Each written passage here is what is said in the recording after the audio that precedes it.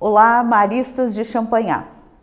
O tema da nossa conversa de hoje, nesse contexto da educação e da inteligência artificial, é justamente sobre os impactos da era digital, dessa era de vigilância e de censo baseada no ambiente tecnológico digital que estamos vivendo, como ela impacta na nossa educação, como ela impacta no nosso fazer, no nosso ofício de educador e como ela impacta sobre todos os sujeitos que estão no contexto do processo de aprendizagem num ambiente educacional.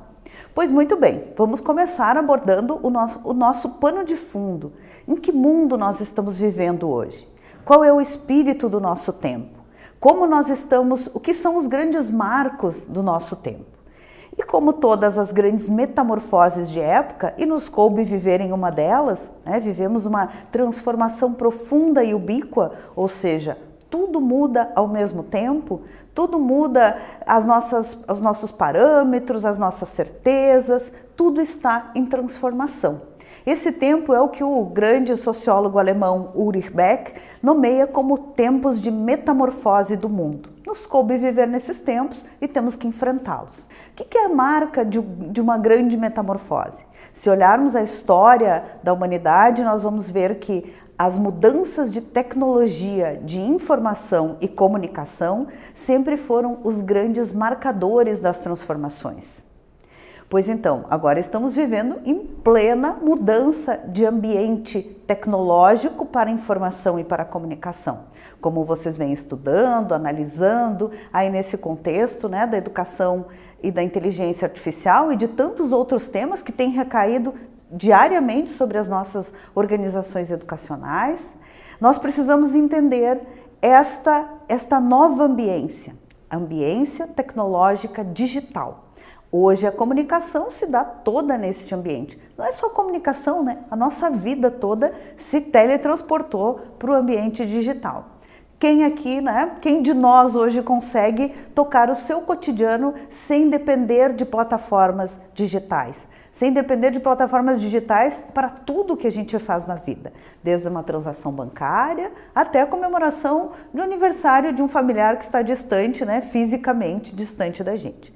Então, nós hoje precisamos partir deste contexto. Estamos vivendo neste ambiente que é marcado, ambiente digital, ambiente informacional digital, esse ambiente midiático digital. A mídia está na palma das nossas mãos. Todos nós estamos nesse momento com o celular por perto. Todos nós temos uma mídia disponível constantemente, que nos conecta ao mundo, que nos conecta à emoção do outro e que nos conecta a múltiplos estímulos permanentemente. Não temos mais folga, não temos mais esquecimento. Estamos o tempo inteiro sendo estimulados por informações que estão neste ambiente no qual também nós estamos, que é totalmente digital, um ambiente midiático que entrou na nossa vida. Não é mais aquela mídia que a gente escolhia ligar a televisão, que a gente escolhia ligar o rádio, que a gente escolhia ler o jornal, que a gente escolhia abrir o livro. Todos esses meios que eu acabei de citar, eles estão hoje na palma da nossa mão, por meio do nosso smartphone, por meio do da internet que está nas coisas, A internet que está no nosso relógio, que está no nosso óculos, que está na máquina de lavar das nossas casas, Está em todos, na nossa geladeira, no nosso sistema elétrico, em todos os lugares. Então, partimos deste ponto, aceitamos e assumimos que estamos vivendo nesse tempo de metamorfose e que o grande marcador da época é o ambiente midiático digital.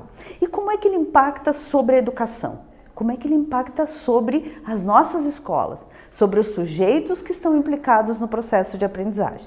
E aqui vamos olhar todos os sujeitos. Os professores, particularmente, especialmente, que é para quem esse conteúdo se direciona, mas também as famílias, também os estudantes e todas aquelas pessoas que estão no entorno do nosso ambiente de aprendizagem. Qual será o impacto cotidiano, que nem sempre é consciente, que muitas vezes a gente olha e acha que é só um equipamento novo, que é só um recurso, e aí a gente se assusta, A inteligência artificial, como é que ela vai mudar as nossas relações de aprendizagem?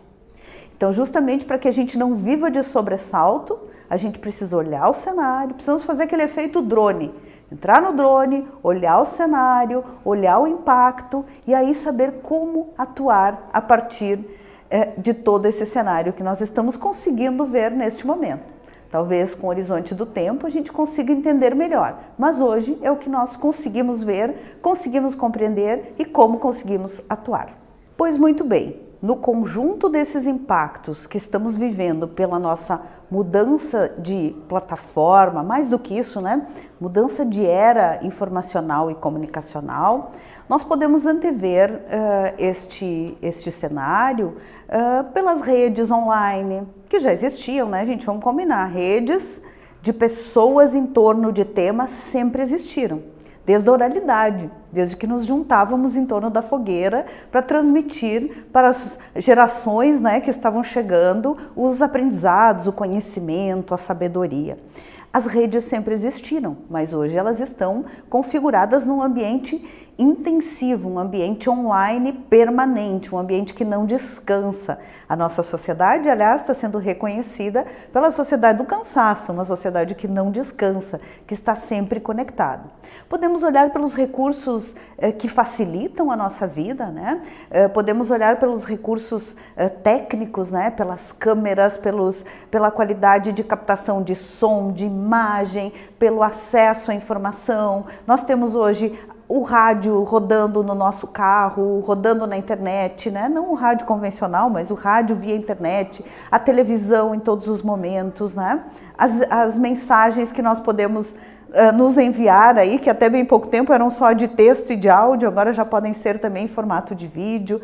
Então nós temos aí as redes, os recursos, a inteligência artificial, que teoricamente está trazendo para o humano aquela separação que a gente sempre desejou, a máquina o que é da máquina, o humano o que é do humano. As nossas práticas profissionais, elas se reservam aquilo que é associado à estratégia, à inteligência, ao comportamento do humano.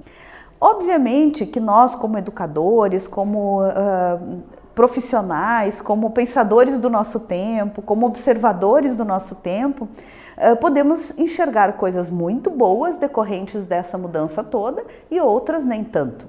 Quando olhamos para as coisas boas, imaginem hoje se a gente precisa fazer, por exemplo, uma tese de doutorado.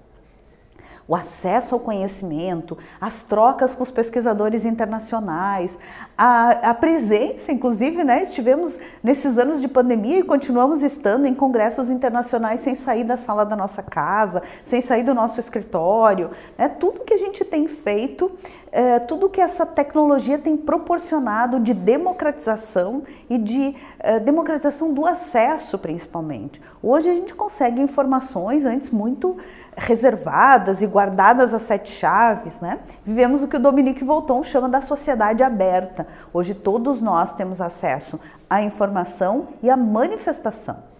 Todos nós temos acesso à fala, né? Todos nós temos acesso a nos manifestar, a construir a nossa própria plataforma midiática. Pois bem, podemos enxergar muitas coisas boas nessa tecnologia.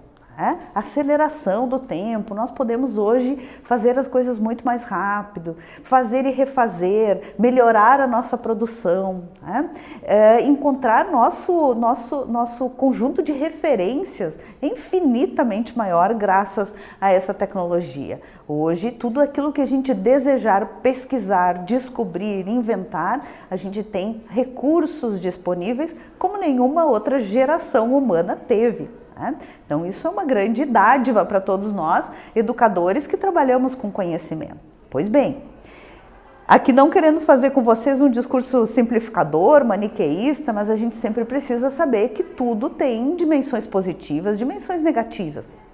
Quais são as dimensões negativas que caem no nosso colo todos os dias? A circulação aceleradíssima de fake news, deepfakes, né? Todos aqueles conteúdos que são falseados, que são falsificados, poderíamos dizer assim, simplificando um pouquinho aqui nosso raciocínio, mas tudo aquilo que é produzido de forma inconsequente ou mal intencionada.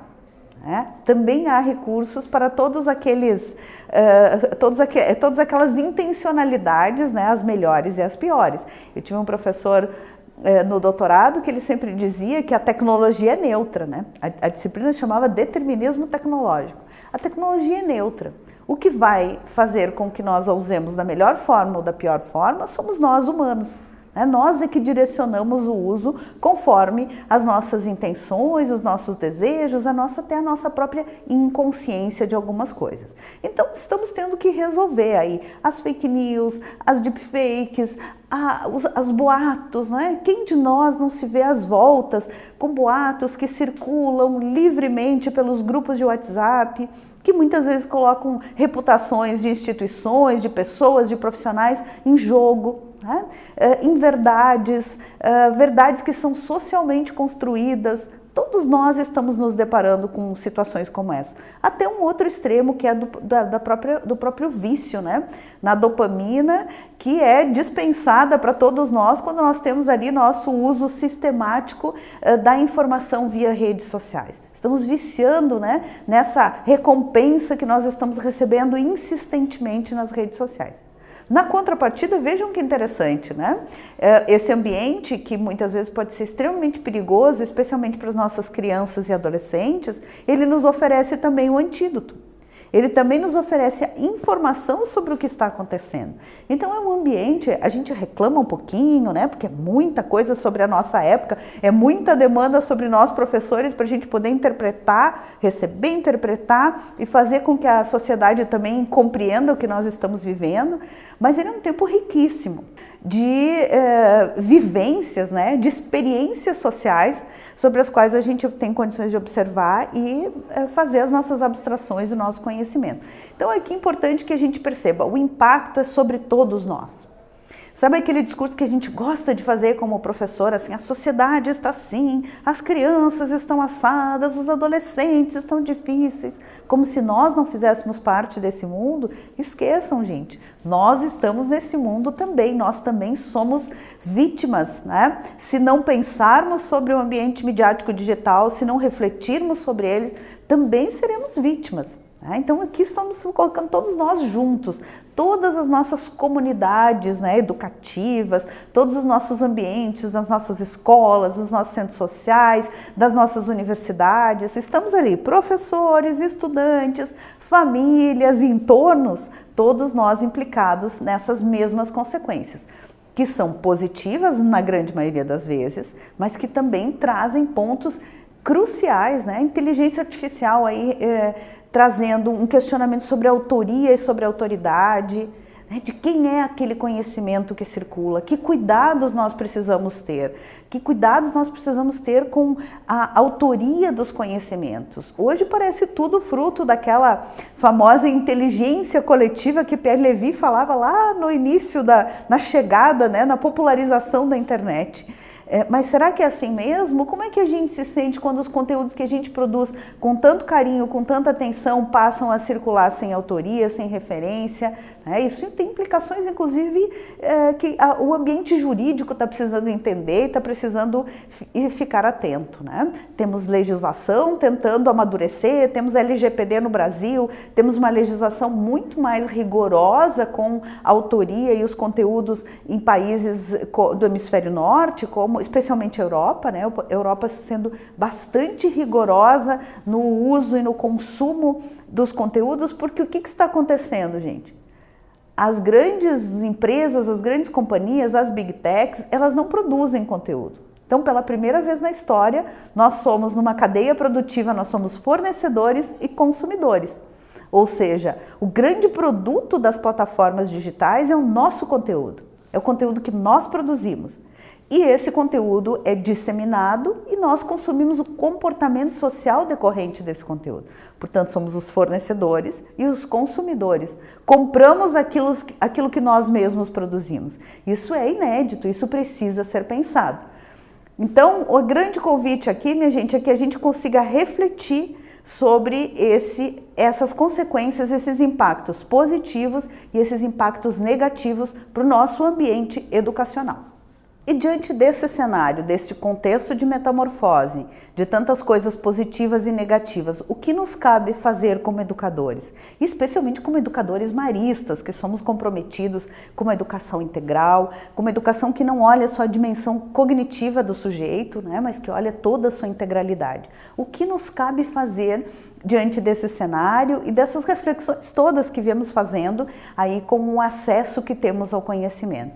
Pois bem, precisamos assumir de uma vez por todas em nossas escolas, em nossas unidades sociais, em nossas universidades, o compromisso da alfabetização midiática digital. Precisamos compreender, primeiro nós precisamos compreender, né? Ninguém cuida do outro se não sabe cuidar de si. Então nós precisamos, isso é Foucault, né, gente? Não é Rosângela, é Foucault. Precisamos compreender o que é este ambiente. Precisamos estudar, entender, olhar os vídeos, ler mais, discutir, debater em nossas unidades, entender o que é esse ambiente.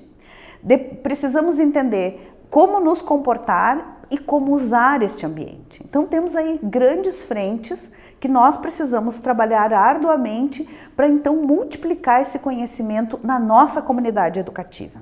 A alfabetização midiática digital é uma tarefa de todos nós educadores, é uma tarefa das escolas, é uma tarefa das nossas unidades sociais, é uma tarefa das nossas universidades. Quem vai ajudar a sociedade a encontrar as saídas nesse momento? Ler esse espírito do tempo, saber olhar para este ambiente e encontrar as estratégias de enfrentamento. Está nas nossas mãos. Nós, como educadores, precisamos desenvolver, precisamos ter disciplina sobre isso, precisamos ter espaços em nossos componentes curriculares para discutir e para fazer a alfabetização midiática digital da sociedade, para que a sociedade entenda, tenha distanciamento crítico e saiba usar esses recursos todos que vieram para ficar, mas usar sem ser vítima desses recursos. Usar da melhor forma, aproveitar da melhor forma para continuar essa visão de integralidade e para continuarmos tendo o sujeito no centro dos nossos processos de aprendizagem. Estamos todos convidados, então, para sermos alfabetizadores midiáticos digitais. Muito obrigada!